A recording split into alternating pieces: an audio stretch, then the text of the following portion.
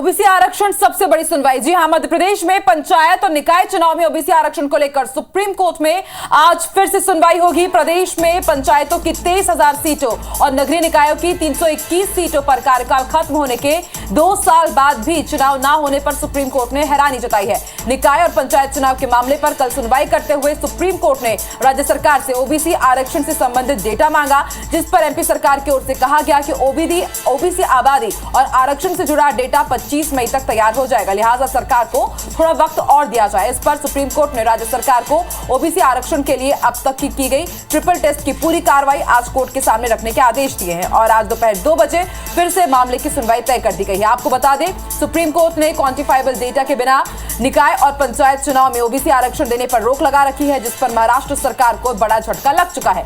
OBC के राजनीतिक पिछड़ेपन का आधार पेश न करने पर सुप्रीम कोर्ट ने महाराष्ट्र में आरक्षण के बिना ही निकाय चुनाव करवाने के आदेश दिए हैं।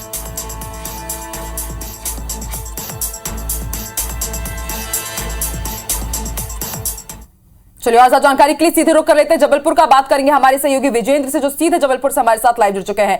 विजेंद्र, आज सुप्रीम कोर्ट में ओबीसी आरक्षण को लेकर के सबसे बड़ी सुनवाई होने जा रही है। उसके साथ ही पिछड़ा वर्ग आयोग आज सीएम शिवराज सिंह चौहान को अब से कुछ ही देर में अपनी रिपोर्ट भी सौंपने जा रहा है। बड़ा सवाल यह कि अब आगे क्या?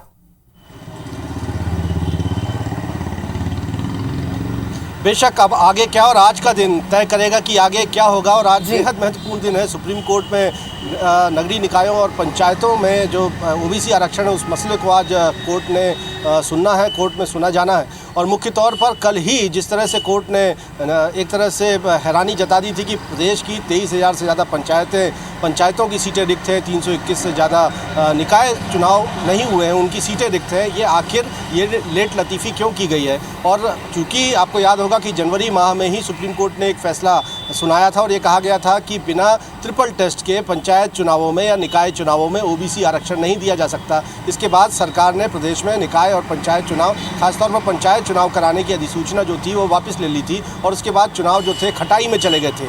लेकिन एक बार फिर एक याचिका सुप्रीम कोर्ट में फाइल की गई और ये कहा गया कि समय पर चुनाव करवाना निर्वाचन आयोग का संवैधानिक कर्तव्य है, ये कॉन्स्टिट्यूशनल ड्यूटी है, ये बाध्यता है। लेकिन बावजूद इसके चुनाव नहीं करवाए जा रहे हैं। इसमें निर्वाचन आयोग को ये अधिकार सौंपने की मांग की गई कि वो ही परिसीमन और आरक्षण करे, क्योंकि सरकारें लेट लतीफ़ी करती हैं। लेकिन इस पूरे मसले पर सुनवाई के दौरान कोर्ट ने ये पाया कि अब तक सरकार की ओर से जवाब इस मामले पर पुख्ता पेश नहीं किया गया है। कोर्ट ने पहले कहा था कि ओबीसी को अगर आरक्षण निकाय चुनावों में देना है तो उसके लिए क्वांटिफाइबल डेटा चाहिए है। आपको जानकारी होगी कि इससे पहले ही पिछड़ा वर्ग आयोग ने जो पूरी कवायद की है, एक डेटा सौंपा है सरकार को और आज माना जा रहा है कि पिछड़ा वर्ग आयोग की तरफ से जो रिपोर्ट पेश की गई है, तैयार की गई है, उसे राज्य सरकार आज सुप्रीम कोर्ट में फाइल कर सकती है। और उसके बाद देखना होगा कि किन उन कसौटियों पर सुप्रीम कोर्ट ट्रिपल टेस्ट को किस तरह से पाता है। बिल्कुल विजेंद्र, आज सबकी नजरें टिकी हुई है। दोपहर 2 बजे सुनवाई होगी और आज माना जा सकता है कि तस्वीर साफ हो जाएगी कि पंचायत चुनाव को लेकर के